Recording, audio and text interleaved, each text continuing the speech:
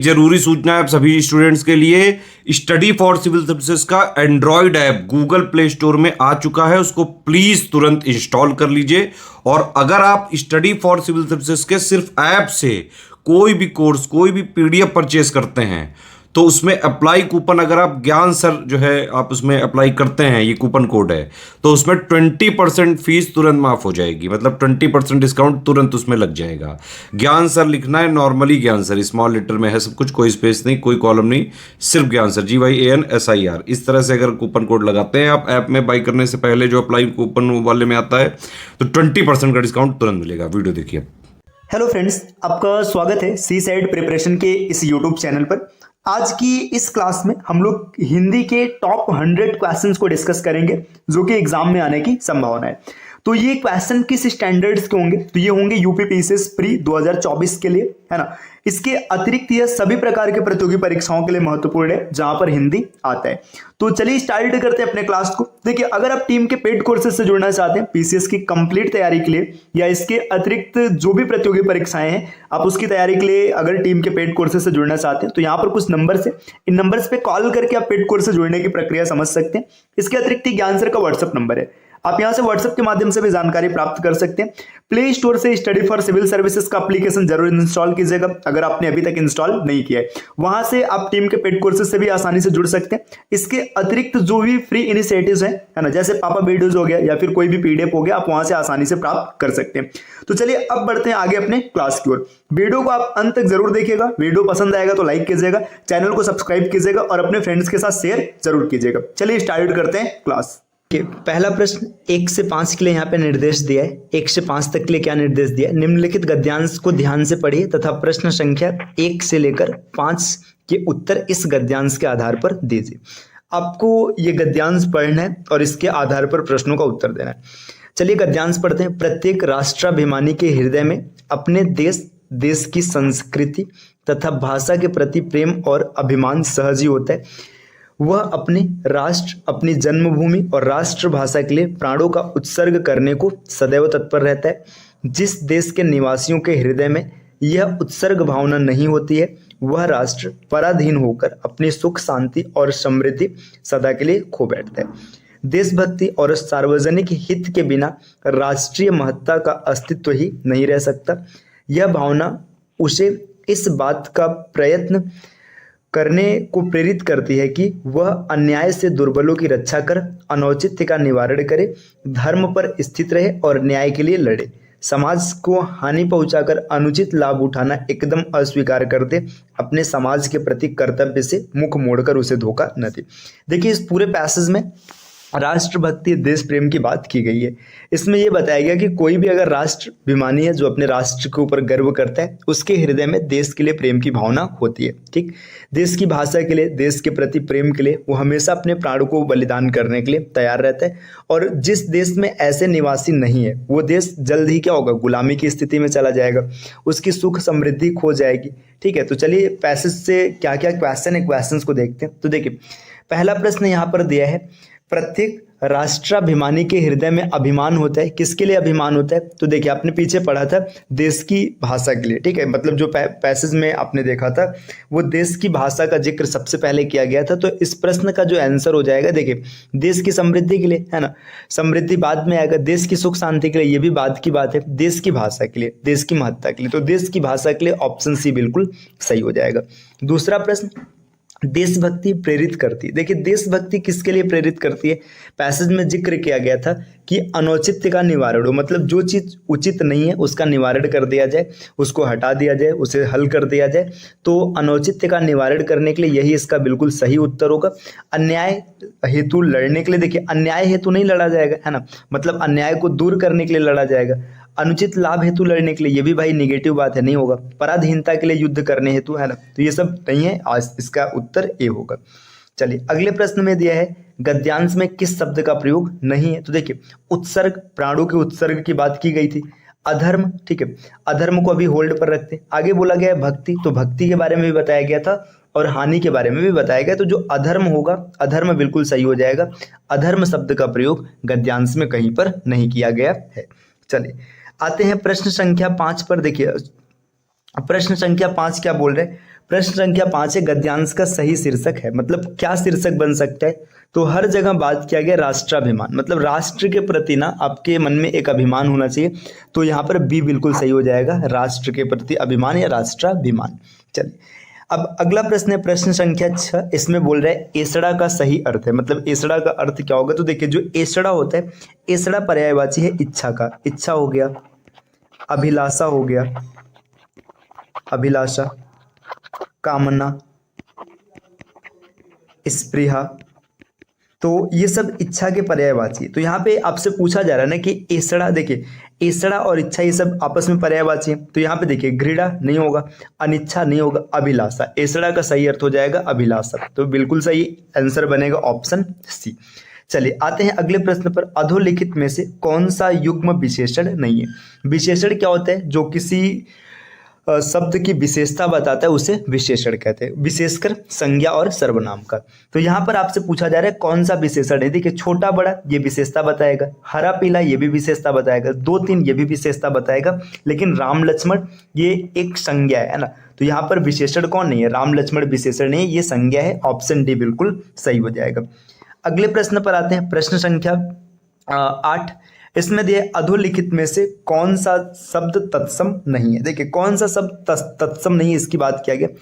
अब यहाँ पर बात करते हैं थोड़ा सा तत्सम शब्द। देखिए जो संस्कृत से सीधे हिंदी में आ गए उसको तत्सम कहते हैं, और तद्भव क्या होता है? जो संस्कृत के अतिरिक्त किसी अन्य माध्यम से हिंदी में प्रवेश किया उसे तद्भव कहते हैं। तो देखिए यहाँ पर देखेंगे तस्कर, ध्यान, बोध, ये तीनों आपके तत्सम शब्द है। जो हाथ है, हाथ तत्सम नहीं, हाथ तद्भव है, इसका तत्सम हो जाएगा हस्त। चलिए अगले प्रश्न पर आते हैं, दैवज्ञ का अर्थ है, दैवज्ञ का अर्थ होता है ज्योतिषी, मतलब ज्योतिष के बारे में जो जानता है उसे दैवज्ञ कहते हैं। ऑप्शन बी बिल्कुल सही होगा। अगले प्रश्न पर आते हैं, प्रश्न संख्या 10। प्रश्न संख्या 10 में जिक्र किया गया चिरंतन का सही विलोम है। चिरंतन की बात किया गया, चिरंतन मतलब क्या होता है? कोई भी चीज ऐसी है जो अनश्वर है, मतलब जिसका नाश नहीं किया जा सकता, वो हमेशा रहेगा, चिरकाल तक रहेगा, उसको चिरंतन कहते हैं। तो इसका सही विलोम क्या हो जाएगा? नश्वर। जो नश्वर है मतलब जिसका नाश हो जाएगा, नाशवान है, उसको कहेंगे चिरंतन, मतलब ये चिरंतन का विपरीत है। अगला प्रश्न है, अनिवार्य का विपरीतार्थक शब्द है, मतलब अनिवार्य कोई चीज है उसका विपरीत क्या होगा? तो अनिवार्य का विपरीत होता है ऐच्छिक, मतलब आपके सामने देखिए अनिवार्य है मतलब कोई विकल्प नहीं है, ऐच्छिक मतलब इच्छा आपके ऊपर, मतलब जैसी आपकी इच्छा करे, यहाँ पर विकल्प मौजूद है। तो इसका सही उत्तर हो जाएगा ऑप्शन बी। चलिए आते हैं प्रश्न संख्या अगले पर, प्रश्न संख्या 12। यहाँ पर दिया गया प्रतिकूल का विलोम शब्द है। देखिए प्रतिकूल, अगर प्रतिकूल की बात करेंगे, प्रतिकूल का मतलब क्या है? चीजें आपके अनुसार नहीं है, उसको कहते हैं प्रतिकूल। तो अनुकूल क्या हो जाएगा? देखिए अनुकूल का मतलब हो जाएगा चीजें आपके अनुसार है। यहाँ पर ऑप्शन सी बिल्कुल सही होगा। ये टाइपिंग की थोड़ी सी मिस्टेक है, अनुशूल लिखा गया, ये अनुकूल बनेगा, अनुकूल। इसका बिल्कुल सही विलोम बन जाएगा, ऑप्शन सी यहाँ पर एकदम सही होगा। 13 में अपनी ढपली अपना राग का अर्थ है। देखिए एक तरीके से यहाँ पे मुहावरा दिया गया है ना, लोकोक्ति मुहावरे का प्रश्न है। आपसे पूछ रहा है अपनी ढपली अपना राग, इसका सही अर्थ क्या होगा? तो अपनी ढपली अपना राग का मतलब होता है संगठन का अभाव है। देख जो जिधर है उधर बिखरा पड़ा है, बिल्कुल भी संगठन नहीं है, तो उसको कहेंगे अपनी ढपली अपना राग। इसमें हो जाएगा संगठन का अभाव, ऑप्शन बी। चलिए अगले प्रश्न पर आते, प्रश्न संख्या 14। यहाँ पर दिया गया अधोलिखित में शुद्ध वर्तनी वाला शब्द है, मतलब कौन सा ऐसा शब्द है जो एकदम शुद्ध लिखा गया? देखिए रचयिता, ये बिल्कुल एकदम सही है, ठीक है। अनुग्रहित नहीं होता है, अनुग्रहित होता है, ठीक। आहार नहीं, आहार होता है, और स्पृष्टा नहीं, ये भी गलत लिखा गया, तो यहाँ पर बिल्कुल सही ऑप्शन हो जाएगा ए, रचयिता का वर्तनी एकदम शुद्ध है। अगला है निम्नलिखित में कौन सा वर्ड अंतस्थ नहीं है? देखिए अंतस्थ के बारे में पूछा गया, तो देखिए अगर आपने हिंदी की क्लास देखी होगी स्टार्ट में, प्लेलिस्ट में आपको मिल जाएगा UP PCS topic wise Hindi list search करेंगे तो वहाँ पे आपको हिंदी में वर्णमाला की पूरी क्लास कराई गई है। तो वहाँ पे आपको बताया गया है कि देखिए जब कभी भी व्यंजन की बात करते हैं, व्यंजन की कुल संख्या होती है 39, है ना, 39 होती है। 39 में जो 25 व्यंजन होते हैं, 25 को कहते हैं स्पर्श व्यंजन। अब स्पर्श व्यंजन क्या है? अगर स्टार्ट करेंगे तो क से लेकर म तक, क ख ग घ अंग, इसको वर्ग बोलते हैं, क वर्ग, च वर्ग, ट वर्ग, त वर्ग और प वर्ग। 25 ही आ गया। 25 के बाद देखिए स्पर्श व्यंजन के बाद आएगा अंतस्थ व्यंजन। अंतस्थ, अंतस्थ में होता है य, र, ल, व। इसके बाद आएगा उष्म व्यंजन। उष्म में आपको मिलेगा स, ख, स और ह, ये उसमें हो जाएगा। ठीक, फिर आएगा संयुक्त व्यंजन, संयुक्त में मिलेगा छ, त्र, ज्ञ और स्र, ये हो जाएगा। इसके बाद आपका होता है 2 आएगा द्विगुण व्यंजन, है ना। तो देखिए 25 यहाँ पर है, 4 यहाँ पर, 25 4 29, 29 4 33, 33 और 4 37, 33 और 2 39। जो द्विगुण होता है वो होता है ड़ और ढ़। तो यहाँ पे आपको व्यंजन का पूरा डेटा बता दिया गया। देखिए क से म तक अगर बोला जाएगा तो क से म तक जो होते हैं ये क्या होती है, पूरी तरीके से स्पर्श व्यंजन है। इसमें कंठ, तालु, दंत, ओष्ठ और मूर्धन्य, मतलब इस प्रकार से आते हैं। ठीक, देखिए आगे अंतस्थ व्यंजन में य र लव है। तो यहाँ पे प्रश्न क्या पूछा है, कौन सा अंतस्थ नहीं। तो देखिए य र लव है ना, ये अंतस्थ है। तो यहाँ पे य है, ठीक है, र है, व है, तो ये जो ह है ना ये आपका अंतस्थ व्यंजन नहीं है। अगर पूछ लेता ह कौन सा व्यंजन है तो ह आपका उष्म व्यंजन है। ठीक, तो इस प्रश्न का विस्तृत स्वरूप आपको पता चल चुका है। चलिए बढ़ते हैं अगले प्रश्न पर। प्रश्न संख्या 16 यहाँ पर पूछा जा रहा है सप्तर्षि में समास है, मतलब सप्तर्षि में कौन सा समास है। तो देखिए ये जो पहला शब्द है, मतलब आप यहाँ पे बोल लीजिएगा पूर्व पद है, ये संख्यावाचक है। तो जब कभी भी पूर्व पद संख्यावाचक होता है तो वहां पे कौन सा समास होता है, द्विगु समास होता है। ऑप्शन डी बिल्कुल सही हो जाएगा, तो इसमें हो जाएगा द्विगु समास। ठीक, चलिए आगे है उच्चिष्ट का शुद्ध संधि विच्छेद होगा। देखिए उच्चिष्ट, अब ये व्यंजन संधि है। व्यंजन संधि जब आपने देखा होगा तो व्यंजन संधि में आपको बताया गया होगा कि जब कभी भी त का मेल होता है स से तो ये कन्वर्ट हो जाता है च छ, इसमें, है ना। तो यहाँ पे देखिए आपको आंसर पता चल चुका है। देखिए उत्शिष्ट ये क्यों नहीं सही है, क्योंकि यहाँ पे हलंत नहीं लगा है त के पास, तो ये व्यंजन संधि बनेगा ही नहीं, तो इस वजह से गलत हो गया। ठीक, देखिए यहाँ पर भी हलंत नहीं लगा है तो ये भी गलत हो गया, और यहाँ पे उ है तो ये भी गलत हो जाएगा। तो यहाँ पे उत्शिष्ट बिल्कुल सही हो जाएगा, ऑप्शन बी। व्यंजन संधि का क्वेश्चन था, अच्छा प्रश्न है। चलिए अगले प्रश्न पर आते हैं। नेक्स्ट प्रश्न संख्या 18 में क्या पूछा जा रहा है, आपसे पूछा जा रहा है अधोलिखित किस वाक्य में अकर्मक क्रिया है। देखिए अकर्मक क्रिया और सकर्मक क्रिया 2 प्रकार की क्रिया है। अकर्मक क्रिया क्या होता है, अकर्मक क्रिया ऐसा क्रिया होता है जिसका प्रभाव वाक्य के ऑब्जेक्ट पर, मतलब जो कर्म होता है कर्म पर नहीं पड़ता है। ठीक, और सकर्मक क्या होता है, जिसका प्रभाव कर्म पर पड़ता है। देखिए मैं पुस्तक पढ़ता हूँ, ठीक है, यहाँ से देखिए अगर पुस्तक को हटा दिया जाए, है ना, यहाँ पे ऑब्जेक्ट को हटा दिया जाए, आपसे बोला जाए मैं पढ़ता हूँ, अब सेंटेंस कंप्लीट नहीं दिख रहा है ना, वाक्य जो है आपका ये पूर्ण नहीं दिख रहा है, तो यहाँ पे सकर्मक हो जाएगा। देखिए ये चीज हमारा जी ललचाती है, ये चीजें ललचाती हैं। अब मतलब क्या ललचाती है, सेंटेंस नहीं कंप्लीट हो रहा है ना। या तुम्हारा जी ललचाती है, क्या ललचाती है, तो यहाँ पर भी ये सकर्मक है ना। श्याम सोता है, देखो सोता है वाक्य अपने आप में पूर्ण है, यहाँ पे कर्म नहीं दिया गया है लेकिन कोई प्रभाव नहीं दिख रहा है, तो यहाँ पर हो जाएगा अकर्मक। मतलब जिसमें कर्म का कोई रोल नहीं होता है, मतलब कर्म का प्रभाव नहीं पड़ता है, वहां पे क्या कहते हैं अकर्मक, और जहां पर कर्म का प्रभाव पड़ता है वहां पर सकर्मक। तो ऑप्शन सी बिल्कुल सही हो जाएगा, श्याम सोता है। अगले प्रश्न पर आते हैं। प्रश्न संख्या 19 में पूछा जा रहा है आग का पर्यायवाची शब्द नहीं है। आपको ये बताना है कि आग का पर्यायवाची नहीं है। अनल पर्यायवाची होता है, पावक होता है, कृषाण होता है, तो व्योम आग का पर्यायवाची नहीं है। ठीक है, व्योम, नभ, अंबर, गगन, ठीक है, ये सब आपके पर्यायवाची हो जाएंगे। प्रश्न संख्या 20 में क्या है, निम्नलिखित वाक्यों में से किसमें प्रेरणार्थक क्रिया का प्रयोग नहीं किया है। देखिए प्रेरणार्थक क्रिया क्या होता है, जब कभी भी कोई संज्ञा खुद कार्य न करके दूसरे से करवाता है, मतलब ये खुद से कार्य नहीं करेगा, करता ना जो होगा ये खुद से कार्य नहीं करेगा, किसी दूसरे से करवाएगा, तो उसे प्रेरणार्थक कहते हैं। ठीक है, तो आपसे पूछ रहा है कि कहाँ पर प्रेरणार्थक क्रिया नहीं है, मतलब करता खुद से काम कर रहे हैं। देखिए पिता उसे पढ़ाते, देखिए पिता नहीं पढ़ रहे हैं, उसे पढ़ा रहे हैं, तो ये तो प्रेरणार्थक हो गया। राम नहीं पढ़ता, देखिए वे अध्यापक से पढ़वाते, देखिए वे खुद नहीं पढ़ रहे हैं, अध्यापक से पढ़वा रहे, तो ये भी प्रेरणार्थक हो गया। अध्यापक परिश्रम कराते हैं, देखिए अध्यापक कराते हैं खुद नहीं कर रहे, तो ये भी प्रेरणार्थक हो गया। राम नहीं पढ़ता, तो यहाँ पे जो सब्जेक्ट है वही कार्य कर रहा है, तो ऑप्शन बी में प्रेरणार्थक क्रिया का प्रयोग नहीं किया गया। ठीक, 21 से 25 तक के लिए यहाँ पे निर्देश दिया है। अधोलिखित गद्यांश को ध्यान से पढ़िए और प्रश्न संख्या यहाँ पे 21 से 25 रहेगा तक के उत्तर इस गद्यांश के आधार पर दीजिए। आपको ये गद्यांश पढ़ना है और इससे जो प्रश्न पूछे जाएंगे उसका उत्तर देना है। तो चलिए गद्यांश को समझते हैं। देखिए लोभ चाहे जिस वस्तु का हो, जब वो बहुत बढ़ जाता है तब उस वस्तु की प्राप्ति, सानिध्य या उपभोग से जी नहीं भरता। मतलब यहाँ पे जिक्र किया जा रहा है अगर जब किसी वस्तु का लालच बहुत ज्यादा बढ़ जाता है तो आपके पास वो वस्तु आ भी जाती है, आप उसका उपयोग भी कर लेते हैं, लेकिन फिर भी आपका जी नहीं भरता। मनुष्य चाहता है कि वह बराबर बार बार मिले या बराबर मिलता रहे। मतलब मनुष्य को ऐसी इच्छा उत्पन्न होती है, जिस चीज की लोभ रहती है वो लगातार उसे मिलती रहे। धन का लोभ जब रोग होकर चित्त में घर कर लेता है, मतलब धन का जो लोभ होता है जब ये रोग बन के हमारे मन में बस जाता है, तब प्राप्ति होने पर भी और प्राप्ति की इच्छा बराबर बनी रहती है। मतलब धन का लोभ आपके अंदर आ गया, धन आपको मिलेगा, फिर भी क्या रहेगा कि और मिलता रहे और मिलता रहे, जिससे मनुष्य सदा आतुर और प्राप्ति के लिए कि प्राप्ति के आनंद से विमुख रहता है। अब इससे क्या होगा, मनुष्य लगातार आतुर रहेगा कि उसे पैसा मिलता रहे और साथ में प्राप्त होने पर उसे लाभ भी मिलेगा।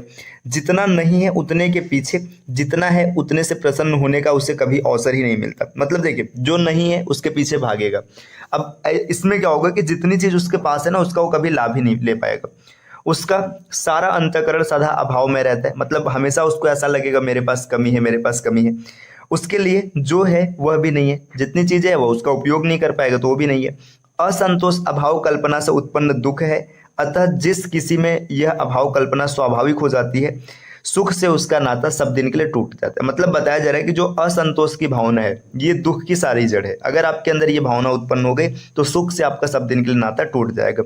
न किसी को देखकर वो प्रसन्न होता है और न उसे देखकर कोई प्रसन्न होता है। मतलब वो किसी को देखेगा तो वो भी खुश नहीं रहेगा और उसे भी देखकर कोई खुश नहीं होगा। इसी से असंतोष सात्विक जीवन का अंग बताया गया। मतलब असंतोष ही जीवन का अंग है, ऐसा यहाँ पर वर्णन किया गया। तो देखो इस पूरे पैसेज में लोभ, लालच, इच्छा, असंतोष, इन सब चीजों के बारे में बात किया गया है ना। कुल मिला जुला के यहाँ पे दुख देने वाली चीज, जैसे जिससे दुख की उत्पत्ति होती है, उसकी जिक्र किया गया। तो चलिए देख लेते हैं प्रश्न क्या क्या। प्रश्न संख्या 21 आपसे बोल रहे हैं, मनुष्य का अंतःकरण सदैव अभाव में क्यों रहता है ना। तो मनुष्य का जो अंतःकरण है उसे ऐसा हमेशा क्यों लगता है कि उसे उसके अंदर कमी है। देखिए उसके अंदर अभाव में इसलिए रहता है क्योंकि यहाँ पे आप पढ़ते हैं, देखिए क्या वह सात्विक जीवन जीने लगता है। तो ऐसा तो कोई जिक्र नहीं किया गया।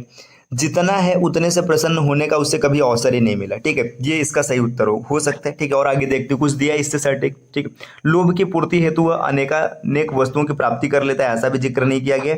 आगे बोला जा रहा है जितना है उतने से वो प्रसन्न हो जाता है, ये भी नहीं। तो देखिए मनुष्य का अंतःकरण सदैव अभाव में इसलिए रहता है क्योंकि जितनी चीजें उसके पास है वह मतलब क्या करता है, उसे उपयोग ही नहीं कर पाता, उससे प्रसन्न ही नहीं होता। तो इसका बिल्कुल सही विकल्प हो जाएगा बी।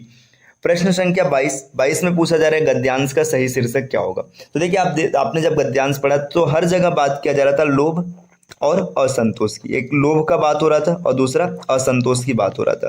तो यहाँ पर अगर हम लोग देखेंगे तो गद्यांश का सही शीर्षक बन जाएगा लोभ और असंतोष, है ना।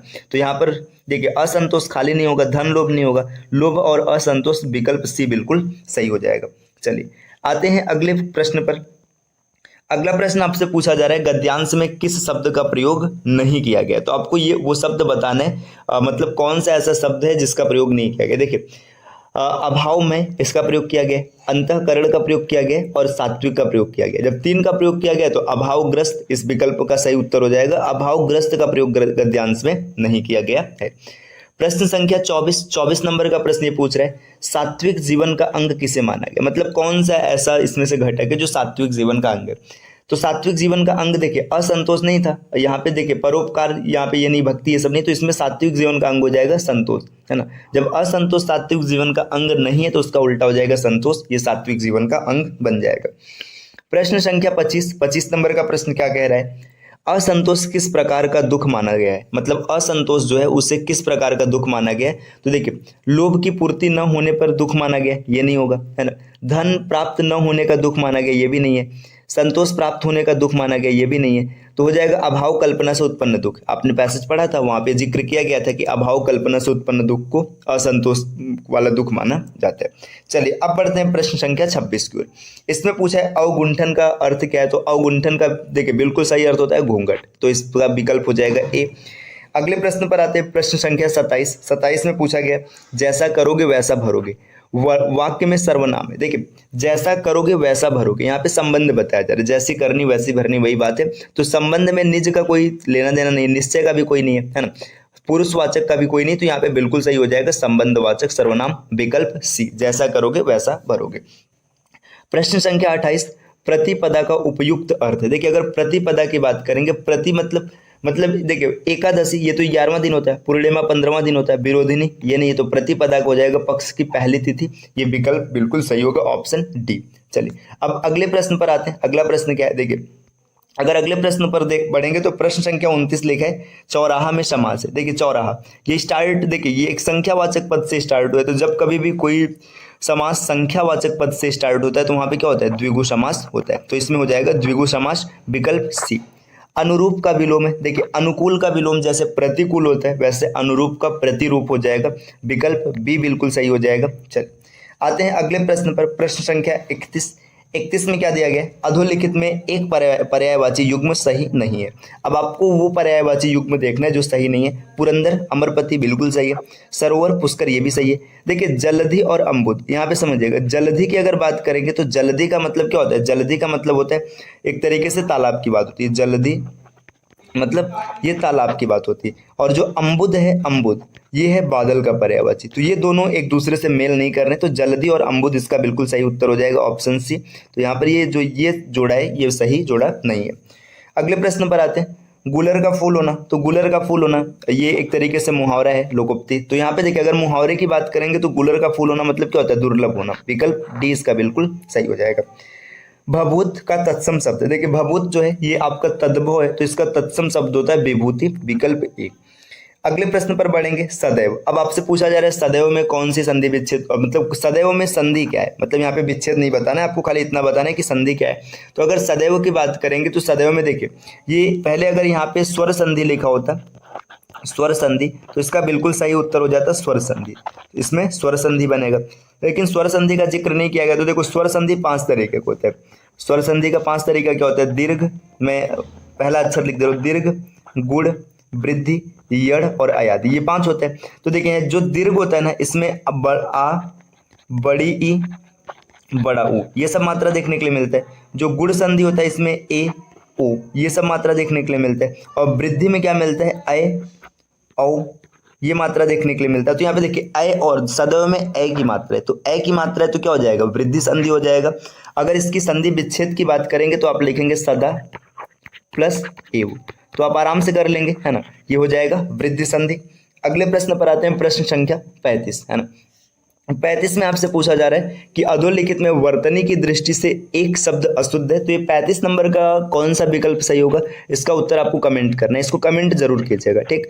और अगर आपको आंसर नहीं पता तो आप इसको ढूंढिएगा कि इसका उत्तर क्या होने वाला है, अशुद्धि संबंधित है। चलिए प्रश्न संख्या 36 पर आते हैं। 36 नंबर का प्रश्न आपसे पूछा जा रहा है कि कन्नौजी बोली किस जनपद में बोली जाती है। देखिए अगर कन्नौजी की बात करेंगे ये किस जनपद में बोली जाती है, तो पहले जनपद बताने से पहले कन्नौजी के बारे में थोड़ा सा डेटा समझ लीजिए। देखिए कन्नौजी जो है ना ये ब्रज भाषा से मिलती जुलती है। जो कन्नौजी बोली है ये ब्रज से मिलती जुलती बोली है, ठीक। इसको ना ब्रज और अवधि को की संधि स्थली भी कहते हैं, ब्रज प्लस अवधि, है ना, इसको जोड़ने वाली है। तो अगर कभी आपसे पूछ ले कि ब्रज और अवधि की संधि स्थली कौन है, तो ये कन्नौजी होती है। इतना आपको क्लियर हो गया, है ना। अब इसके बाद इसमें और आगे बढ़ेंगे तो इसके प्रयोग क्षेत्र की बात करेंगे, प्रयोग कहाँ कहाँ होता है। तो जनपद अब यहाँ पे सबको लिखना संभव नहीं है, मैं बोल दे रहा हूँ। देखिए इटावा हो गया, कानपुर हो गया, हरदोई हो गया, पीलीभीत है, शाहजहांपुर है, फर्रुखाबाद है ना। तो इन सब जगह पे आप देखेंगे तो प्रयोग किया जाता है कन्नौजी। तो देखिए आपने देखा है इटावा, कानपुर, हरदोई, पीलीभीत, तो यहाँ पे हरदोई ऑप्शन आ रहे हैं, तो विकल्प सी, है ना। जो हरदोई है, हरदोई में क्या बोला जाता है, कन्नौजी। बाकी जब हरदोई ऑप्शन हो गया तो मेरठ, देहरादून, इसके बाद मथुरा, ये सब नहीं बनेगा। तो कन्नौजी क्षेत्र जो है ये हरदोई में चलता है, मतलब कन्नौजी बोली जो है हरदोई क्षेत्र में चलता है। अगले प्रश्न की पर आएंगे, प्रश्न संख्या 37 में आपसे पूछा है निम्नलिखित में से एक भोजपुरी क्षेत्र नहीं है। अब आपको ये बताना है कि कौन सा ऐसा जिला है जहाँ पे भोजपुरी नहीं बोला जाता है। तो अगर भोजपुरी की बात करेंगे तो भोजपुरी से भी जुड़े कुछ टर्म्स आपको समझना चाहिए, जो आपको याद होना चाहिए। देखिए सबसे पहले जो भोजपुरी का उपवर्ग है, मतलब किस उपवर्ग से आया, तो ये आपका आया है बिहारी हिंदी से, आपको इसको याद रखना है। भोजपुरी आया है बिहारी हिंदी से, है ना। इसका मुख्य केंद्र कहाँ है, तो इसका मुख्य केंद्र जो है ये है भोजपुर बिहार। अगर कभी आपसे पेपर में ऐसा प्रश्न बनता है कि भोजपुरी का मुख्य केंद्र क्या है, तो ये भोजपुर बिहार है। अब बात करते हैं भोजपुरी का प्रयोग क्षेत्र क्या है। तो देखिए भोजपुरी के प्रयोग क्षेत्र की बात करेंगे तो बनारस, जौनपुर, मिर्जापुर, है ना। देखिए मिर्जापुर आ गया तो ये विकल्प सही नहीं होगा, है ना, ये कैंसिल हो गया, है ना। इसके बाद और आगे बढ़ेंगे, गाजीपुर, बलिया, देखिए बलिया भी कैंसिल हो गया, गोरखपुर, देवरिया, देवरिया भी कैंसिल हो गया। इसके अलावा और देख लेते कहाँ कहाँ बोला है, जैसे बस्ती हो गया, आरा हो गया जो कि पहले भोजपुर के नाम से जाना जाता था, बक्सर हो गया, रोहतास जिसको कि सासाराम कहते हैं, सारड़ हो गया, सिवान हो गया, गोपालगंज हो गया, चंपारण हो गया, है ना। तो ये सब आपका यहाँ पे भोजपुरी चलता है। ऐसे आप देखेंगे देवरिया, मिर्जापुर, बलिया यहाँ पे भोजपुरी चलता है, तो इलाहाबाद में भोजपुरी नहीं चलता है। इसका बिल्कुल सही विकल्प हो जाएगा। चलिए अगले प्रश्न पर आते हैं, प्रश्न संख्या 38 नंबर का प्रश्न क्या कह रहा है, देखिए फैजाबाद जनपद में बोली जाने वाली बोली है। तो यहाँ पे आपको ये बताना है कि फैजाबाद जनपद में कौन सी बोली बोली जाती है। अगर हम लोग देखेंगे, देखिए खड़ी बोली, तो खड़ी बोली के प्रयोग क्षेत्र की अगर बात करेंगे तो खड़ी बोली का जो प्रयोग क्षेत्र है ये मेरठ है, बिजनौर है, मुरादाबाद, रामपुर, सहारनपुर, देहरादून, अंबाला, है ना। तो यहाँ पे देखिए फैजाबाद की बात किया तो यहाँ पे खड़ी बोली कैंसिल हो जाएगा। क्यों कैंसिल हो गया, एक बार जनपद फिर से सुन लीजिएगा। देखिए खड़ी बोली का है मेरठ, बिजनौर, मुरादाबाद, रामपुर, सहारनपुर, देहरादून, अंबाला, है ना। तो ये खड़ी बोली यहाँ से क्लियर हो गया। अब इसके बाद देखिए आगे आएंगे बघेली, तो बघेली आपका बघेलखंड क्षेत्र में चलता है। अगर बघेलखंड क्षेत्र की बात करेंगे तो बघेलखंड में मुख्य कौन से जिले आते हैं, देखिए ये बघेलखंड ना एमपी का क्षेत्र होता है। तो एमपी में अगर आप देखेंगे तो ये बघेलखंड चलता है, अनूपपुर, रीवा, सतना, शहडोल, उमरिया, है ना। और यूपी का सोनभद्र भी आता है, तो बघेलखंड भी कैंसिल हो गया, है ना। अगर ब्रज की बात करेंगे तो ये ब्रज क्षेत्र में चलता है, ये भी कैंसिल हो गया। तो फैजाबाद जनपद में कौन सी भाषा चलती है, अवधी। अब अवधी का मुख्य केंद्र है अयोध्या और ये पूर्वी हिंदी से उत्पन्न हुई है। अवधी फैजाबाद के अलावा कहाँ कहाँ चलता है, लखनऊ हो गया, सीतापुर हो गया, उन्नाव है, रायबरेली, गोंडा, बस्ती, बहराइच, सुल्तानपुर, प्रतापगढ़, इलाहाबाद, फतेहपुर, बाराबंकी, तो इन सब जगह आपका क्या चलता है, अवधि चलता है। इसको आपको याद रखना, ठीक। चलिए आते हैं प्रश्न संख्या 39 पर। 39 आपसे पूछा जा रहा है कौन सी बोली उत्तर प्रदेश की नहीं है। देखिए अगर उत्तर प्रदेश की बोली की बात करेंगे तो इसमें आपका जो ब्रज है इसका संबंध उत्तर प्रदेश से माना गया, अवधि का भी माना गया, भोजपुरी का भी माना गया। जो बघेली है ना, बघेली का संबंध उत्तर प्रदेश से नहीं माना गया, इसका संबंध है बघेलखंड से। अब बघेलखंड क्या होता है, मैंने जस्ट अभी पिछले प्रश्न में आपको बताया है ना, ये मध्य प्रदेश का उत्तर पूर्वी क्षेत्र होता है ना। इसको याद रखिएगा, बघेलखंडी का मध्य प्रदेश का उत्तर पूर्वी क्षेत्र है। इसमें अनूपपुर, रीवा, सतना, शहडोल, उमरिया ये सब डिस्ट्रिक्ट आते हैं। यूपी का सोनभद्र आता है, इसको भी याद रखिएगा। चलिए अब आते हैं प्रश्न संख्या 40 पर। 40 नंबर का क्वेश्चन आपसे पूछ रहा है निम्नलिखित में तद्भव शब्द है। अब कौन सा शब्द है जो तद्भव है, तो इसमें जो आपका पिटारा है, पिटारा तद्भव शब्द होगा। प्रश्न संख्या 41 में दिए अधोलिखित में शुद्ध वर्तनी वाला शब्द है। यहाँ पर 4 शब्द दिए गए, आपको बताना है कौन सा शब्द सही है और कौन सा शब्द गलत है। देखिए दधिच ये बिल्कुल सही लिखा गया, याज्ञवल्क्य ये भी बिल्कुल सही। याज्ञवल्क्य में क्या होता है, कई बार ऐसे लिखा रहता है याज्ञ वल क लिखा रहता है, ठीक है, तो ये गलत होता है, इसको आपको याद रखना है। या फिर कई बार यहाँ पे य लिखा रहता है तो ये भी गलत होता है। निवृत्त भी बिल्कुल सही है। इसका घनिष्ठ जो लिखा है ये घनिष्ठ रहेगा, न कि ट रहेगा। तो विकल्प डी इसमें क्या हो जाएगा, इसका उत्तर हो जाएगा। ये क्या है, यहाँ पर अशुद्ध वर्तनी वाला शब्द है। अगला प्रश्न, प्रश्न संख्या 42 यहाँ पर दिया उसे मृत्युदंड की सजा मिली, प्रस्तुत वाक्य की अशुद्धि स्पष्ट कीजिए। देखते हैं, तो देखिए इसमें जब आप पढ़ेंगे जो दंड है और जो सजा है ये दोनों एक मतलब समानार्थी शब्द हैं, दोनों का अर्थ एक ही होता है। तो यहाँ पर इसमें जो अशुद्धि आएगी ये दंड और सजा, इसी से जुड़ा कुछ आएगा। विकल्प देखते हैं, संस्कृत के शब्दों का प्रयोग हुआ है, ऐसा कोई प्रयोग नहीं हुआ है, तो विकल्प ए नहीं होगा, यहाँ पे ये नहीं होगा। आगे दिया है विदेशी शब्द सजा का प्रयोग हुआ है, तो ये भी कोई उचित उत्तर नहीं है। आगे बढ़ते हैं, दंड और सजा समानार्थी शब्दों का प्रयोग हुआ है, तो ये इसका बिल्कुल सही विकल्प हो जाएगा। दंड और सजा समानार्थी शब्द है, इसका प्रयोग इस वाक्य में किया गया जो कि अशुद्ध है। अगले प्रश्न पर आते हैं, प्रश्न संख्या 43 खड़ी बोली हिंदी का अन्य सही नाम क्या है। तो देखिए यहाँ पे आप देखेंगे खड़ी बोली हिंदी का अन्य नाम होता है कौरवी। जो कौरवी की संस्कृत निष्ठ स्वरूप है उसी को खड़ी हिंदी कहते हैं, तो इसका बिल्कुल सही विकल्प हो जाएगा बी। अगर आप संविधान में हिंदी पढ़ेंगे तो आर्टिकल 343 वहां पर भी इसका जिक्र किया गया है। सर जो खड़ी हिंदी है मतलब कौरवी की संस्कृत निष्ठ खड़ी हिंदी है वही खड़ी बोली मानी जाएगी और वही भारत की राजभाषा भी होगी। तो यहाँ पर इसका सही विकल्प है बी। अगले प्रश्न पर आते हैं, प्रश्न संख्या 44 दिया है जो क्रिया अभी हो रही है उसे कहते हैं। अभी देखिए ये हो रही है मतलब चल रहा है, ये पूरा नहीं हुआ है, तो देखिए इसमें देखते हैं कौन सा विकल्प सही होगा। यहाँ पर वर्तमान है, यहाँ पर वर्तमान है, ये भी वर्तमान है। संदिग्ध भूत ये विकल्प डी तो इसका कभी नहीं सही हो सकता क्योंकि अब वर्तमान में है। देखिए अभी हो रही है इसका मतलब वर्तमान की बात है। अब देखिए चल रहा है तो अभी वो पूरा नहीं हुआ, जब पूरा नहीं हुआ तो इसमें क्या हो जाएगा अपूर्ण वर्तमान, ये इसका बिल्कुल सही विकल्प होगा। सामान्य और संदिग्ध नहीं होगा। प्रश्न संख्या अगला देखते हैं 45 में पूछ रहे हैं चरण कमल में समास क्या है। आपको ये बताना है कि चरण कमल में कौन सा समास है। तो इसका देखिए जो सही विकल्प हो जाएगा चरण कमल में कर्मधारय समास होता है।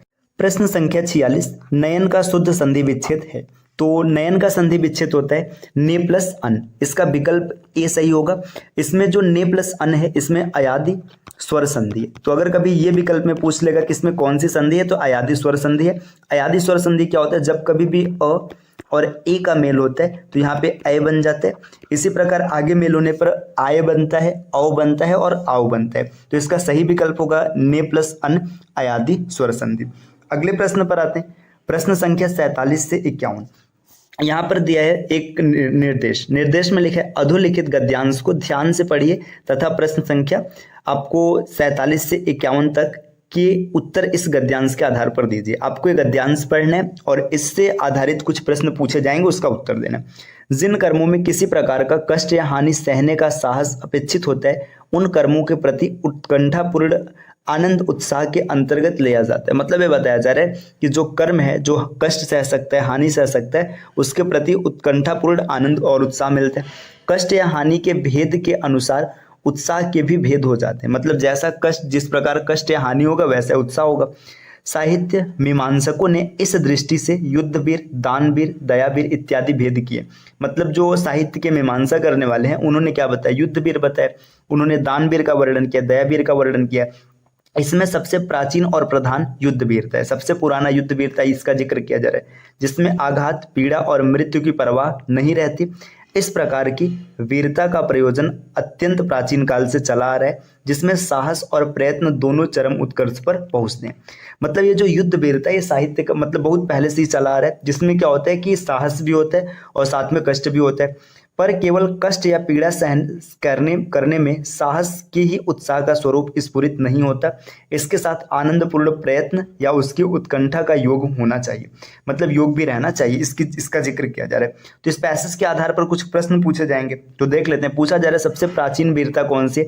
अभी आपने पैसेज पढ़ा, पैसेज पढ़ के आपको पता चला कि जो सबसे प्राचीन वीरता है वो युद्ध वीरता है। तो इसमें विकल्प सी इसका बिल्कुल सही हो जाएगा कि युद्ध वीरता सबसे प्राचीन वीरता मानी जाती है।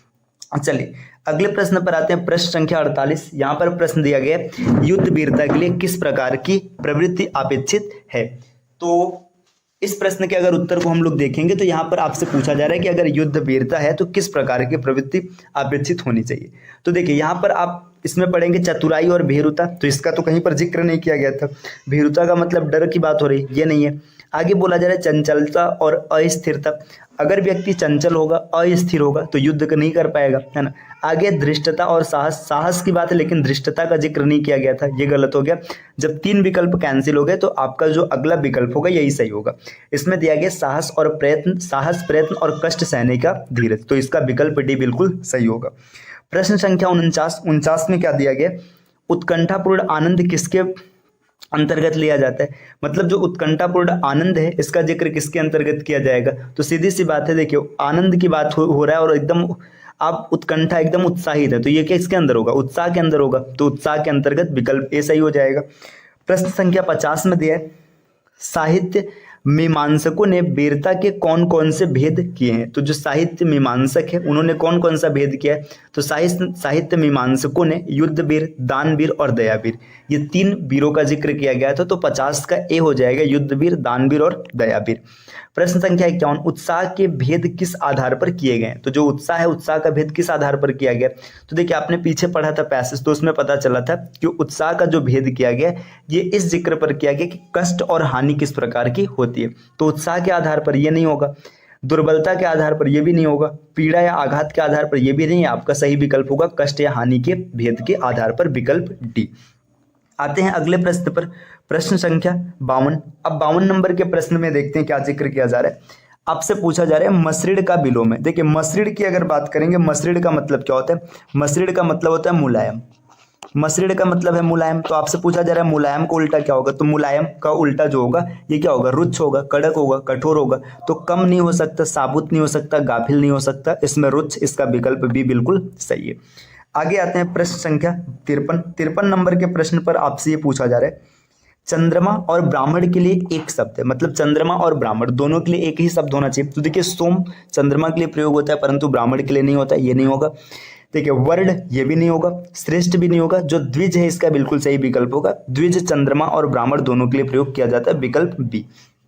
अगले प्रश्न पर आते हैं, प्रश्न संख्या 54। इसमें दिया है, अधोलिखित किस वाक्य में अकर्मक क्रिया है। देखिए अगर क्रिया की बात करें, क्रिया जब दो भागों में विभाजित किया जाता है, एक सकर्मक और दूसरा होता है अकर्मक। इसके बारे में थोड़ा सा यहाँ पे समझ लेते हैं। अकर्मक, देखिए सकर्मक क्रिया क्या होता है, ऐसा क्रिया जिसका प्रभाव वाक्य के कर्म पर होता है, इसका प्रभाव वाक्य के कर्म पर रहता है और इसका प्रभाव वाक्य के कर्म पर नहीं होता है। मतलब अकर्मक क्रिया में अगर कर्म नहीं भी रहेगा फिर भी वाक्य आपको कंप्लीट लगेगा, लेकिन सकर्मक क्रिया में अगर कर्म नहीं रहेगा तो आपको वाक्य कुछ अधूरा अधूरा सा लगेगा। जैसे देखिए रामू खाना खा रहा है, अगर आपके सामने सिर्फ ये बोला जाए रामू खा रहा है तो आपको इसका मतलब नहीं पता चलेगा। रामू खा रहा है, क्या खा रहा है भाई, नहीं स्पष्ट हो रहा है। तो ये तो जो खाना है ना यहाँ पे खा रहा है, ये क्या हो जाएगा, सकर्मक हो जाएगा, तो विकल्प ए इसका नहीं होगा। आगे देखिए चालक गाड़ी चलाता है, अगर सिर्फ इतना बोला जाए चालक चलाता है, क्या चलाता है स्पष्ट नहीं हो रहा है, ट्रेन चलाता है, बाइक चलाता है, कार चलाता है। जब आपने गाड़ी बोल दिया तो स्पष्ट हो गया। देखिए माँ स्वेटर बुनती है, अगर आप खाली ऐसे बोले ना कि माँ बुनती है तब भी नहीं पता चल रहा है, तो ये सकर्मक है। लेकिन श्याम हंसता है, आपने जैसे ही बोला श्याम हंसता है, आपको तुरंत सेंटेंस क्लियर लगने लगा कि हाँ भाई हंसना अपने आप में पूरा है, तो इसका सही विकल्प होगा सी। तो आपको ये याद रखना है, सकर्मक क्रिया में कर्म जरूर होगा और अकर्मक क्रिया में कर्म नहीं होगा। तो आप ये डायरेक्ट भी देख सकते हैं कि किसमें कर्म है और किसमें कर्म नहीं है।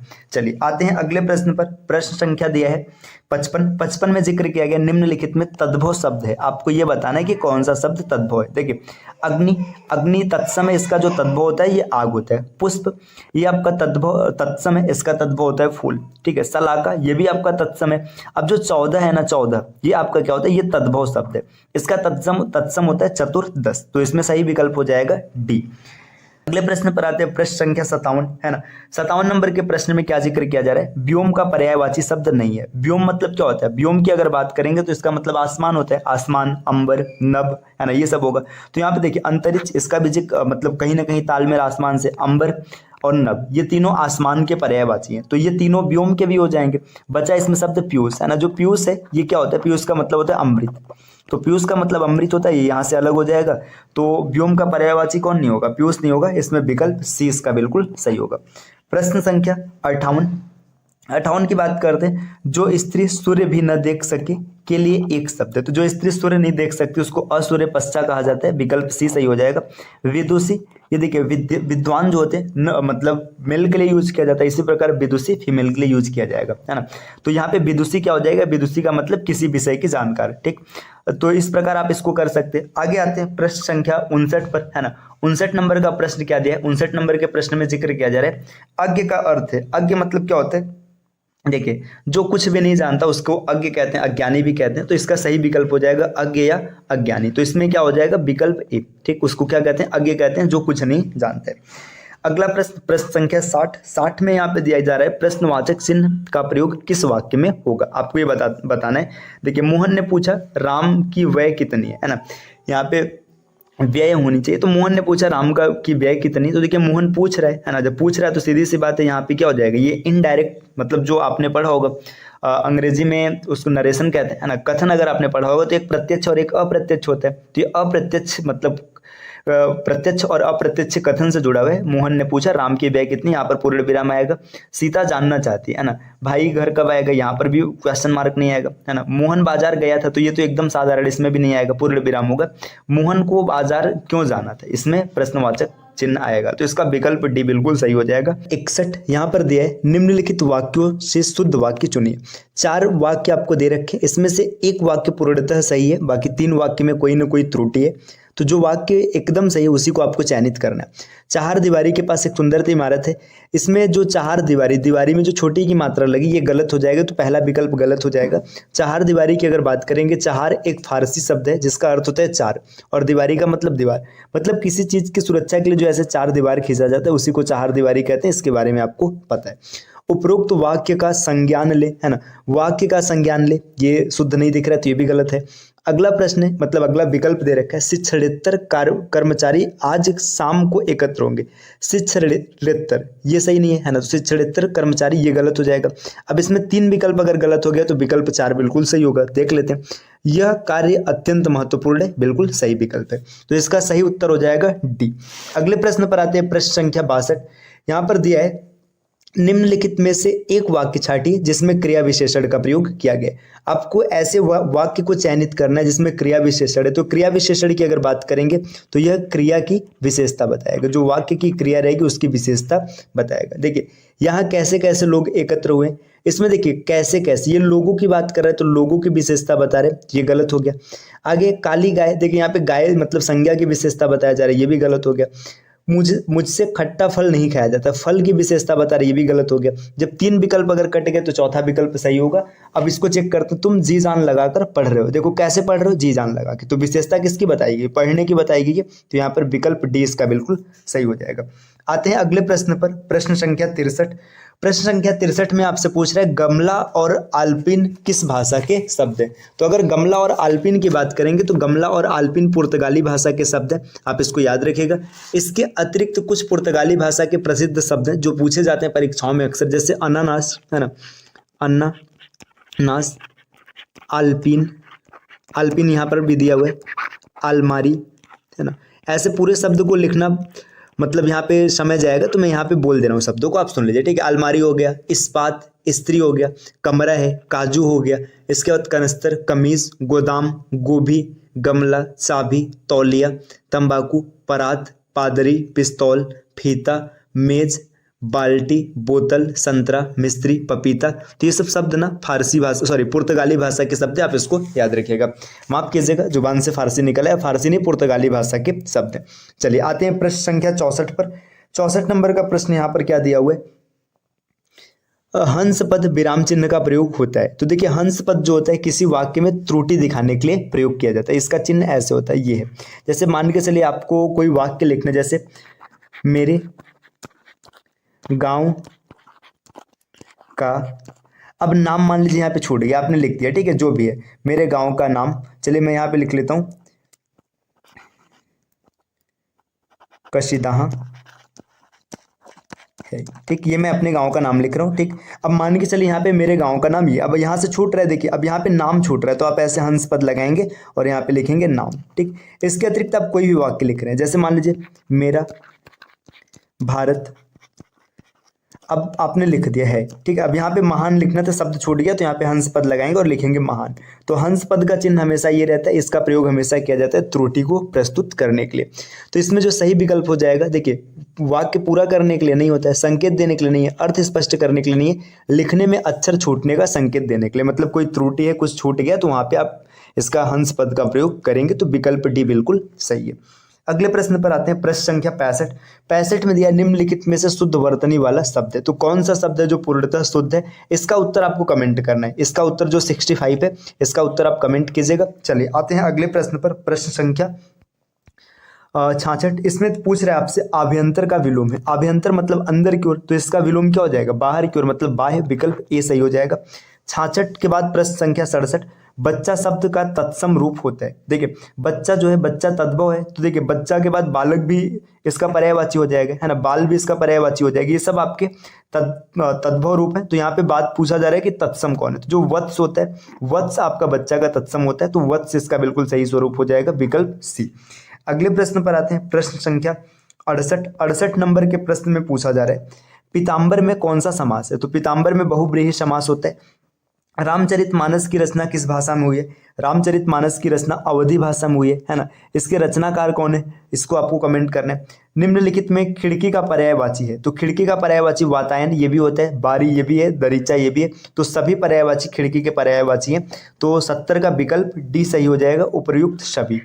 आते हैं अगले प्रश्न पर, प्रश्न संख्या 71। देखिए प्रश्न संख्या 71 में क्या दिया, यहाँ पर एक पैसेज दिया, अधोलिखित गद्यांश को ध्यान से पढ़िए तथा प्रश्न संख्या, ये यहाँ पे टाइपिंग मिस्टेक है, 71 से 75 के उत्तर इस गद्यांश के आधार पर दीजिए। तो 71 से 75 के जो प्रश्न है उसका उत्तर आपको इस गद्यांश के आधार पर देना है। तो चलिए हम लोग गद्यांश को पढ़ते हैं, देखते हैं इसमें क्या दिया। मानव के पास समस्त जगत को देखने परखने के दो नजरिए हैं, एक आशावादी और दूसरा निराशावादी। मतलब ये जिक्र किया जा रहा है कि मनुष्य अगर संसार को देखेगा तो उसके पास दो तथ्य हैं, एक वो आशावादी मतलब हर जगह उसको उम्मीद दिखाई दे रही है, दूसरा तथ्य क्या है कि हर जगह उसको निराशा दिखाई दे रही है। इसे सकारात्मकता और नकारात्मक दृष्टि भी कहते हैं। सकारात्मक है तो हर चीज आपको अच्छी दिख रही है, नकारात्मक पे क्या दिख रही है, बेकार दिख रही है। जो आशावादी या सकारात्मक मार्ग पर चलते हैं वे सदैव आनंद की अनुभूति प्राप्त करते हैं। मतलब जिक्र किया जा रहा है जो व्यक्ति आशावादी रहते हैं उनको हमें मतलब सकारात्मक के पथ पर चलते हैं उनको हमेशा आनंद मिलती है, तथा निराशावादी या नकारात्मक दृष्टि वाले दुख के सागर में डूबे रहते हैं और सदा अपने आप को प्रस्थापित करने के लिए तर्क किया करते हैं। मतलब जो नकारात्मकता नेगेटिव फैक्ट से डूबा हुआ है उसे हमेशा क्या होता है, दुख, मतलब वो दुख में डूबा रहेगा। वे भूल जाते हैं कि तर्क और वितर्क से ज्ञान का नाश होता है एवं जीवन में विकृति उत्पन्न होती है। आशावादी कभी तर्क नहीं करता, फलस्वरूप वह आंतरिक आनंद की प्रतीति करता है। वह मानता है कि आत्मिक आनंद कभी प्रहार या काटने की प्रक्रिया में नहीं है।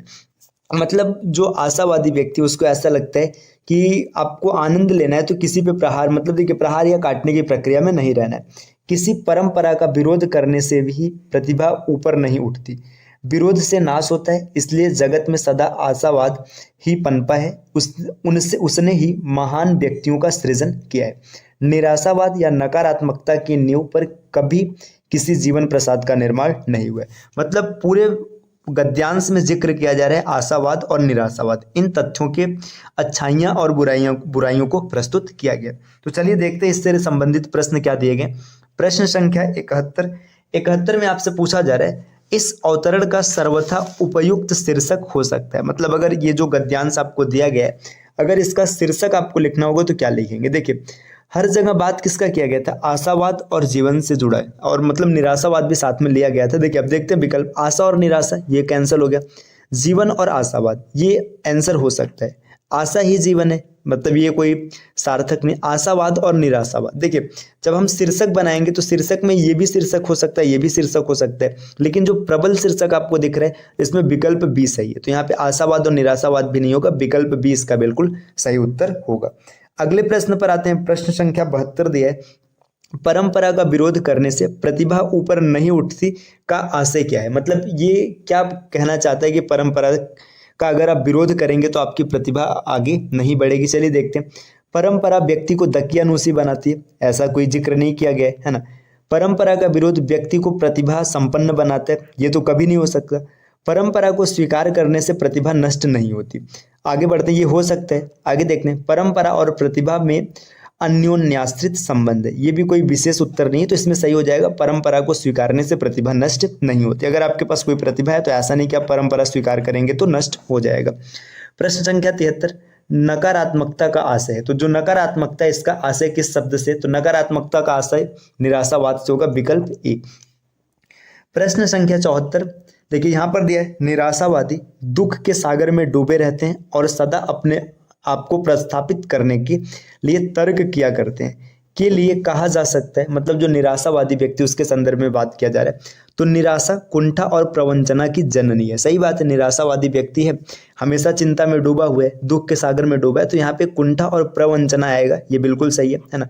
और भी आगे देख लेते हैं, निराशावादी का चेहरा चिंता की रेखाओं से घिरा रहता है। ठीक है, ये मतलब जो पहला वाक्य यहाँ पर दिया दूसरे से ज्यादा प्रभावित, गलत हो जाएगा। निराशावादी व्यक्ति दूसरे के आनंद से दुखी रहते, ये भी कोई ऐसा मतलब बहुत प्रभावी तर्क नहीं, तो इसमें हो जाएगा ए। 74 का विकल्प ए बिल्कुल रुकिए 74 ऐसे यहाँ पर अगर देखेंगे हम लोग तो ये भी तो सही दिख सकता है, ये उपर्युक्त सभी दिया ना, तो ये भी हो जाएगा और ये भी हो जाएगा। तो 74 का विकल्प डी सही होगा, क्योंकि सभी दिया तो उपर्युक्त वाक्य सभी वाक्य सही है। ठीक, मतलब निराशावादी की यहाँ पर जो होती है प्रतिक्रिया उसके बारे में दिखाया जा रहा है। निराशावादी व्यक्ति हमेशा कुंठा और प्रवंचना से घिरा रहता है ना, उसका चेहरा चिंता से घिरा रहता है, वो दूसरों के आनंद से दुखी हो जाता है, तो इसमें विकल्प डी बिल्कुल सही होगा। चलिए आते हैं अगले प्रश्न पर। प्रश्न संख्या 75 नंबर का प्रश्न यहाँ पर दिया है, आत्मिक आनंद से आशय है। आत्मिक आनंद से क्या आशय है, तो आत्मिक आनंद का मतलब आह्लाद, सही है, हो सकता है। मन की मौज, उपहास, अट्टहास, देखिए ये दोनों तो नकारात्मक शब्द है तो नहीं होगा। मन की मौज और आह्लाद में आह्लाद ज्यादा सही विकल्प है, तो ये हो जाएगा ए। अगले प्रश्न पर आते हैं, अपनी करनी पार उतरनी का अर्थ है। यहाँ पर एक आपको मुहावरा और लोकोक्ति का प्रश्न दिया है, अपनी करनी पार उतरनी। आपको पता चल रहा है जैसा अपना कर्म होगा वैसा ही फल मिलेगा, तो दूसरों के कर्म फल को स्वयं भी भुगतना पड़ता है, नहीं होगा। अपने कर्म का फल स्वयं भोगना पड़ता है, बिल्कुल सही है, अपनी कर्म पार उतरनी, जैसा आप करेंगे वैसा आपको मिलेगा। आगे है अंक शब्द का अर्थ नहीं होता। अगर अंक की बात करेंगे तो अंक का मतलब गोद होता है, चिन्ह होता है, संख्या होता है, अंग नहीं होता, तो इसमें विकल्प डी इसका सही उत्तर बन जाएगा।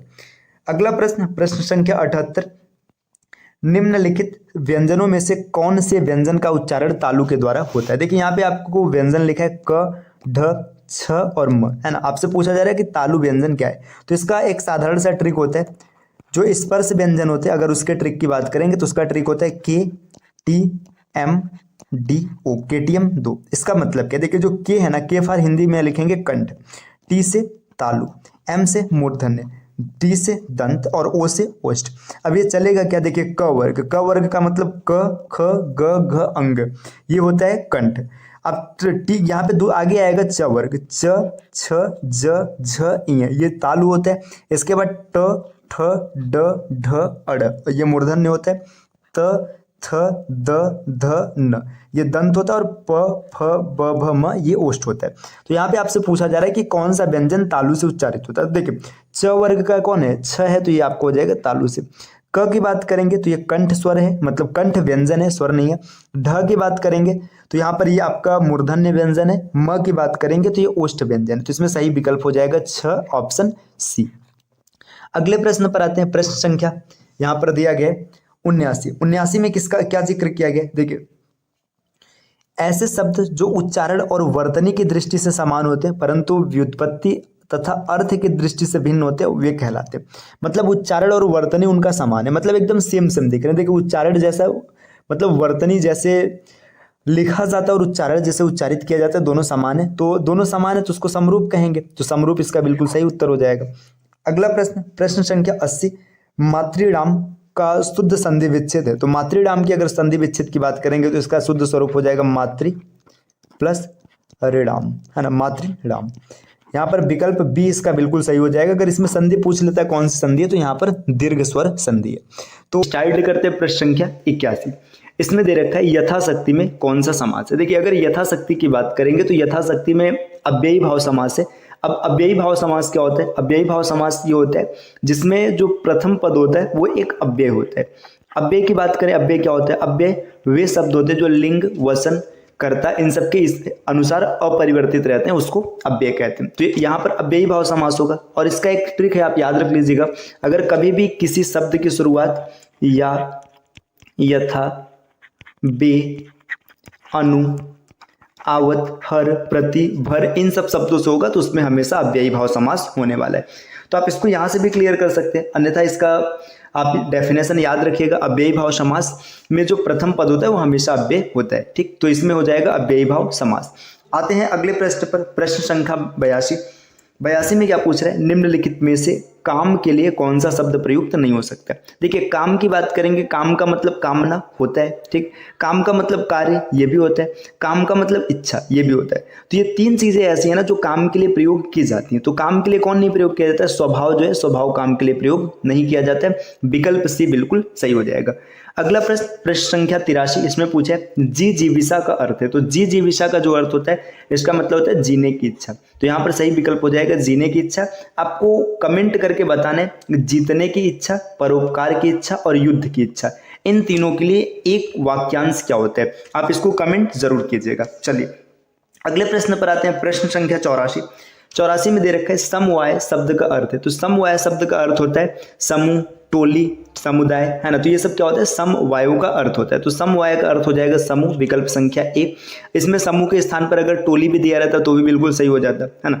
तो ये क्लियर हो गया। अगले प्रश्न पर आते हैं, प्रश्न संख्या 85।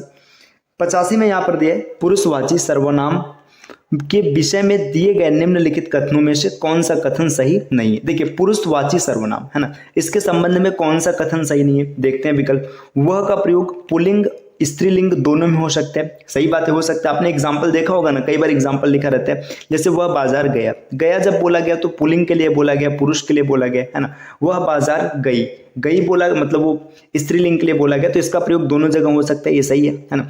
आगे बोला जा रहा है हमें उत्तम पुरुष कर्म कारक का बहुवचनी रूप है। देखिए जो आप पुरुष में देखेंगे, प्रथम पुरुष, मध्यम पुरुष, उत्तम पुरुष, तीन प्रकार के पुरुष होते हैं। जो प्रथम पुरुष होता है उसमें यह, वह, ये, वे, ये सब आता है ना। मध्यम पुरुष में कौन आता है? तुम आता है। और जो उत्तम पुरुष आता है इसमें मैं और हम आते हैं, है ना। तो मैं और हम उत्तम पुरुष आता है। अब उत्तम पुरुष का कर्म कारक पूछ रहा है, तो कर्म कारक क्या हो जाएगा? हमें हो जाएगा। ये भी बिल्कुल सही है, तो ये भी सही हो गया। अब आते हैं अगले ऑप्शन पर। अगला ऑप्शन दिया है संबंध कारक में मैं का सही रूप मेरे को होता है। देखिए मेरे को ये तो नहीं होता है, तो ये विकल्प गलत हो जाएगा। तो इसका सही उत्तर हो जाएगा सी, है ना। ये यहाँ पर इसका प्रयोग नहीं किया जाना है। चलिए डी देख लेते हैं। यह के साथ ने का प्रयोग संभव नहीं है, ठीक है। ये भी सही है कि यह के साथ ने का प्रयोग। कभी आपने ऐसा वाक्य सुना यह ने? नहीं होगा, इसने बोला जाता है, यह ने नहीं बोला जाता है। तो ये भी इसका उत्तर मतलब यहाँ पर देखिए ये तीनों वाक्य ऐसे हैं जो सर्वनाम के सही प्रयोग को दिखा रहे हैं। तो सही प्रयोग कौन नहीं दिखा रहा है? विकल्प सी। तो प्रश्नानुसार विकल्प सी प्रश्न का बिल्कुल सही उत्तर बनेगा। अब आते हैं अगले प्रश्न पर। प्रश्न संख्या 86 में पूछा जा रहा है निम्नलिखित हिंदी वर्णों में से अयोगवाह कौन सा वर्ड है? देखिए अयोगवाह के बारे में पूछा जा रहा है। जब अगर स्वर की बात किया जाता है, देखिए स्वर आपने जनरली स्वर को 13 पार्ट्स में डिवाइड किया होगा। 13 स्वर आपने पढ़ा होगा, या फिर आपने स्वर जब 13 देखा होगा तो उसमें 11 शुद्ध स्वर होते हैं और 2 क्या होते हैं? 2 अयोगवाह होते हैं। अयोगवाह कौन होता है? अंग और अह। तो अंग और अह क्या होते हैं? यहाँ पर अयोगवाह होगा। अगर स्वरों की संख्या आपसे पूछी जाए तो आप स्वरों की संख्या 13 बोलते हैं, है ना। 13 में अगर शुद्ध स्वर देखा जाए तो 11 शुद्ध स्वर है और 2 क्या है? 2 अयोगवाह को शामिल किया गया। अयोगवाह है कौन कौन से? तो अयोगवाह होते हैं अंग और अह। तो इसका सही विकल्प हो जाएगा बी। अब आते हैं अगले प्रश्न पर। प्रश्न संख्या 87 में आपसे ये पूछा जा रहा है कि निम्नलिखित वर्गों में से कौन सा वर्ड मूर्धन्य नहीं है। आपसे ये पूछ रहा है मूर्धन्य नहीं है। देखिए इसके लिए मैंने आपको कई बार ट्रिक बताया, फिर से बता रहे। एक ट्रिक याद रखिएगा कि TMDO KTM 2, है ना। KTM 2 इस ट्रिक का मतलब क्या है? देखिए जब कभी भी स्पर्श व्यंजन की बात की जाए, स्पर्श व्यंजन क्या होता है? क से लेकर के म तक ये 25 जो व्यंजन होते हैं इसको स्पर्श व्यंजन कहा जाता है। इसमें क को हम जब क वर्ग लिखते हैं तो क वर्ग का मतलब है क ख ग घ अंग, इसमें 5 आएंगे। ऐसे लिखा जाएगा च वर्ग, च में आपका च छ ज झ इ यहाँ पर भी 5 आएगा। फिर आगे आएगा ट वर्ग, इसमें ट ठ ड ढ, फिर अड़ यहाँ पर भी 5 आएगा, है ना। इसके बाद आएगा त वर्ग, त थ द ध न, यहाँ पर भी 5 आएगा। और आएगा प वर्ग, प फ ब भ म, यहाँ पर भी 5 आएगा। देखिए 25 आपको पता चल गए जो वर्ड है। अब इस 25 वर्ड में KTM 2 इसका मतलब क्या है? जो क वर्ग है ना, क वर्ग का उच्चारण स्थान हमेशा कंठ होता है, ठीक। इसके बाद च वर्ग का उच्चारण स्थान होता है तालु। इसी प्रकार जो यहाँ पे ट वर्ग है इसका उच्चारण स्थान होता है मूर्धन्य। यहाँ पे मुंह लिखा जा रहा है, समझ लीजिएगा। और इसके बाद त वर्ग का उच्चारण स्थान होता है दंत, और आगे बढ़ेंगे तो प वर्ग का उच्चारण स्थान होता है ओष्ठ। तो यहाँ से ये आपको उच्चारण स्थान सबके पता चल गए। तो इसमें पूछा जा रहा है कौन सा वर्ड मूर्धन्य नहीं है। तो देखिए मूर्धन्य नहीं है मतलब आपको ये देखना है कौन ट वर्ग का वर्ड नहीं है। तो देख लेते हैं कौन ट वर्ग का नहीं है। तो देखिए ट ठ ड, है ना। देखिए ट ठ ड ये तीनों ट वर्ग के हैं, तो इसका सही उत्तर हो जाएगा ज। ज ऐसा वर्ड है जो मूर्धन्य नहीं है। अगर आपसे पूछ लेता ज का उच्चारण स्थान क्या है तो आप देख सकते हैं ज तालु में आ रहा है, तो ज का उच्चारण स्थान क्या हो जाएगा? तालु हो जाएगा। चलिए अब आते हैं अपने अगले प्रश्न पर। प्रश्न संख्या 88। देखिए 88 नंबर के प्रश्न पर यहाँ पर दिया है 8 कन्नौजिया 9 चूल्हे, लोकोक्ति का अर्थ क्या होगा? तो आपको इसका अर्थ बताना है। 8 कन्नौजिया 9 चूल्हे, है ना। अब देखिए इसका अर्थ क्या हो जाएगा? कीरा पेन, ठीक है। देखिए 8 कन्नौजिया 9 चूल्हे मतलब अधिक व्यक्ति होने से काम बिगड़ना। तो यहाँ पे काम बिगड़ने का तो कोई सेंस आ नहीं रहा है, ठीक। ये गलत हो गया। देखिए अलगाव की स्थिति, अब इसको होल्ड करते हैं क्योंकि 8 लोग हैं और मतलब 9 सामान है। खराब खाना बनना ये भी नहीं। आवश्यकता से अधिक सामान होना, है ना। तो आवश्यकता से अधिक सामान होना ये भी इसका विकल्प लगभग नहीं सही दिख रहा है। तो अलगाव की स्थिति मतलब लोग अलग अलग होने के लिए तैयार है। तो इसका सही अर्थ हो जाएगा 8 कन्नौजिया 9 चूल्हे मतलब अलगाव की स्थिति। चलिए अब बढ़ते हैं अगले प्रश्न पर। देखिए यहाँ पर आपके सामने एक गद्यांश दिया है प्रश्न संख्या 89 से 93 के लिए। अधोलिखित गद्यांश को ध्यान से पढ़िए और प्रश्न संख्या 89 से 93 के उत्तर इस गद्यांश के आधार पर दीजिए। यहाँ पे टाइपिंग मिस्टेक है, ठीक है। देखिए अब इसमें आपको क्या करना है? इस गद्यांश के आधार पर प्रश्नों का उत्तर देना है। तो चलिए देख लेते हैं गद्यांश क्या है, क्या बोल रहे हैं। तो देखिए इसमें दिया है धर्म मनुष्य के भीतर निहित देवत्व का विकास करता है। मतलब जो धर्म है मनुष्य के अंदर देवताओं के गुण का विकास करता है। धर्म न तो पुस्तकों में है न ही धार्मिक सिद्धांतों में। मतलब धर्म न तो पुस्तकों से मिलेगा न तो सिद्धांतों से मिलेगा, यह केवल अनुभूति में निवास करता है। मतलब जहाँ पे अनुभूति है वहीं धर्म है। धर्म अंधविश्वास नहीं है, धर्म अलौकिकता में नहीं है, वह जीवन का अत्यंत स्वाभाविक तत्व है। मतलब धर्म ना ऐसा नहीं कि ये मतलब अलौकिकता में है या फिर मान के चलिए अंधविश्वास में, जीवन का स्वाभाविक तत्व है। मनुष्य में पूर्णता की इच्छा है, अनंत जीवन की कामना है, ज्ञान और आनंद प्राप्त करने की चाह है। मतलब ये बोला जा रहा है कि हर आदमी चाहता है कि वो एकदम पूर्ण बन जाए, उसका जीवन अनंत रहे, उसे ज्ञान और आनंद मिले। फिर आगे पूर्णता, ज्ञान और आनंद ये निचले स्तर पर नहीं है। मतलब ये सब चीजें ना, जो पूर्णता आपको चाहिए, जो ज्ञान चाहिए, जो आनंद चाहिए, ये नीचे के स्तर पर नहीं मिलेगा। उनकी खोज जीवन के उच्च स्तर पर की जानी चाहिए। जहां ऊंचा स्तर आता है वहीं धर्म का आरंभ होता है। मतलब देखिए इनडायरेक्ट या अप्रत्यक्ष रूप से ये बोला जा रहा है कि जो चीजें हम लोग यहाँ पर खोज रहे हैं ना, वो ज्ञान के बिना और धर्म के बिना संभव नहीं है। जीवन का स्तर जहां हीन होता है, इंद्रियों का आनंद वहीं अत्यंत प्रखर होता है। मतलब जब जीवन का स्तर आपका निचले स्तर पर आने लगेगा तो इंद्रियां आपकी प्रसन्न होने लगेंगी। ये इस गद्यांश का तात्पर्य है। अब देखते हैं यहाँ पे क्वेश्चन पूछा जा रहा है। अब देखते हैं क्या क्या क्वेश्चन है। देखिए, धर्म मनुष्य में किसका विकास करता है? तो देखिए यहाँ पे आप देख रहे हैं पहले ही लाइन में दिया, धर्म मनुष्य के भीतर निहित देवत्व का विकास करता है। तो विकल्प ए इसका सही हो जाएगा, धर्म मनुष्य में देवत्व का विकास करता है। आगे आते हैं प्रश्न संख्या 90 नंबर का प्रश्न पूछा जा रहा है, धर्म कहाँ निवास करता है? देखिए धर्म कहाँ निवास करता है, तो आपने जब पैसेज पढ़ा था तो पैसेज में आपने देखा था कि धर्म मनुष्य के अनुभूति में निवास करता है। तो समाज में नहीं होगा, राष्ट्र में नहीं होगा, यहाँ पे क्या हो जाएगा, अनुभूति में निवास करता है, विकल्प सी। अगले प्रश्न पर आते हैं, प्रश्न संख्या 91 नंबर का प्रश्न क्या पूछा जा रहा है? यहाँ पर प्रश्न दिया, इंद्रियों का आनंद कहाँ पर प्रखर होता है? देखिए इंद्रियों का आनंद कहाँ पर प्रखर होता है, कहाँ पर इंद्रियां सबसे ज्यादा आनंद लेती हैं? तो देखिए आपने पैसेज पढ़ा था, मतलब गद्यांश पढ़ा था, गद्यांश में जिक्र किया गया था जहां पर जीवन का स्तर एकदम नीचे चला जाता है वहीं पर इंद्रियों को आनंद मिलता है। तो जहां जीवन का उच्च स्तर नहीं है, विकल्प बी। प्रश्न अगला, प्रश्न संख्या 92, जीवन के उच्च स्तर पर पहुंचने के लिए किन तत्वों की आवश्यकता होती है? अगर आपको जीवन के उच्च स्तर तक जाना है तो आपको क्या क्या चाहिए? देखिए पूर्णता, ज्ञान, आनंद, ये पैसेज में जिक्र किया गया था। तो देखिए पैसा, सुख, प्रेम ये नहीं चाहिए, है ना। प्रेम और सद्भाव की भावना ये भी नहीं चाहिए। पूर्णता, ज्ञान और आनंद ये आपको चाहिए, ठीक। तो विकल्प सी इसका बिल्कुल सही हो जाएगा। प्रश्न संख्या 93 नंबर का प्रश्न ये पूछा जा रहा है आपसे कि बताइए उपर्युक्त गद्यांश का उचित शीर्षक क्या हो सकता है? देखिए गद्यांश का शीर्षक, तो शीर्षक के संदर्भ में आपने जितना भी पैसेज पढ़ा हर जगह बात किया जा रहा था धर्म और जीवन के संबंध में, है ना। मतलब धर्म क्या क्या कर सकता है, तो जिस गद्यांश में धर्म का नाम लिया जाएगा वही सही विकल्प होगा। आपसी सद्भाव ये नहीं होगा, कर्म ये नहीं होगा, सुख ये भी नहीं होगा, धर्म का स्वरूप, विकल्प डी इसका बिल्कुल सही उत्तर हो जाएगा। तो यहाँ पे 93 तक का जो क्वेश्चन था ये गद्यांश के आधार पे करना था, हम लोगों ने कर लिया। चलिए अब आते हैं प्रश्न संख्या 94 पर। 94 यहाँ पर पूछा है कि परिताप शब्द का अर्थ क्या है? तो देखिए परिताप शब्द का अर्थ होता है संताप करना, विलाप करना, है ना, दुख में होना, तो ये होता है परिताप। तो परिताप का सही अर्थ क्या हो जाएगा? संताप, विकल्प डी इसका बिल्कुल सही हो जाएगा। प्रश्न संख्या 95 प्रश्न में क्या पूछा जा रहा है? देखिए अगर 95 नंबर के प्रश्न को देखें तो इसमें पूछा है कभी न कभी में कौन सा क्रिया विशेषण है? तो कभी न कभी इसमें कौन सा क्रिया विशेषण है? अगर क्रिया विशेषण के दृष्टि से आप देखेंगे तो यहाँ पर यौगिक क्रिया विशेषण मिलेगा। प्रश्न विकल्प ए इसका बिल्कुल सही हो जाएगा। अगले प्रश्न पर अगला प्रश्न क्या बोला जा रहा है? 96 नंबर, निम्नलिखित में से विवृत स्वर है, आपको विवृत स्वर बताना है। देखिए विवृत, सवृत, अर्ध सवृत, है ना, ये सब आपको पढ़ाया जा चुका है। आप प्ले लिस्ट में जाइएगा, यूपीपीसीएस हिंदी टॉपिक वाइज नाम से लिस्ट मिलेगा, आप उस लिस्ट को ओपन कीजिएगा, उसमें हिंदी के वर्णमाला क्लास को देखिएगा। ऐसे विवृत का मतलब ये होता है ऐसे शब्द जो बोलने पर आपका ओठ ओ जैसी आकृति बने, है ना। तो आप देखो ओठ ओ जैसी आकृति कहां पर बनाएगा? ओ बोलने पर, है ना। तो विकल्प डी इसका बिल्कुल सही हो जाएगा।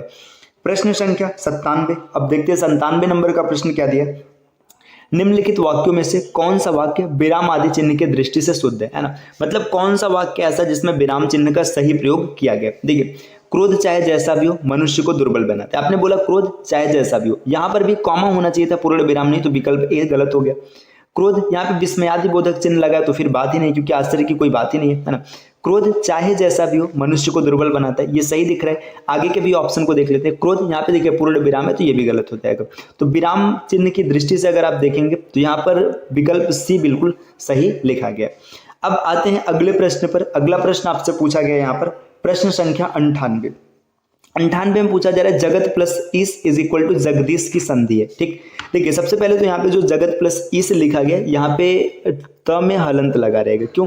अगर हलंत नहीं लगेगा तो ये बन जाएगा, देखिए अगर जगत प्लस ईस है ना, अगर इस प्रकार से लिखा है तो ये बन जाएगा जगतेश, जगतेश बन जाएगा है ना। और जगदेश बनते ही यहाँ पे क्या हो जाएगा? स्वर संधि हो जाएगा। अब देखिए यहाँ पे व्यंजन संधि की अगर बात की जानी है तो व्यंजन संधि में यहाँ पर हलंत लगाना होगा, तो आप लिखेंगे जगत यहाँ पर प्लस ईस, और जगत प्लस ईस आप जब लिखेंगे तो यहाँ पे बनेगा जगदीश, ये व्यंजन संधि है ना। विकल्प सी बिल्कुल सही होगा। अब प्रश्न संख्या 99, देखिए 99 नंबर के प्रश्न पर क्या दिया है, आपसे पूछा जा रहा है जिस मूल शब्द में विकार होने से क्रिया बनती है उसे क्या कहते हैं ना। मतलब कौन सा ऐसा मूल शब्द है जिसके विकार होने से क्रिया बनती है, तो धातु शब्द के विकार होने से क्रिया बनता है, तो विकल्प सी इसका भी सही हो जाएगा। चलिए आते हैं अगले प्रश्न पर, प्रश्न संख्या 100 है ना। यहाँ पर पूछा गया मसृण शब्द का विलोम है। देखिए मसृण की अगर बात करेंगे तो मसृण का जो अर्थ होता है, मसृण का अर्थ होता है मुलायम, नरम है ना, तो ये मसृण हो जाएगा है ना, या कोमल, आप ये जो बोलना चाहते हैं बोल सकते हैं। तो कोमल का उल्टा क्या हो जाएगा? रूखा हुआ, रुक्ष। विकल्प सी इसका बिल्कुल सही होगा। तो देखिए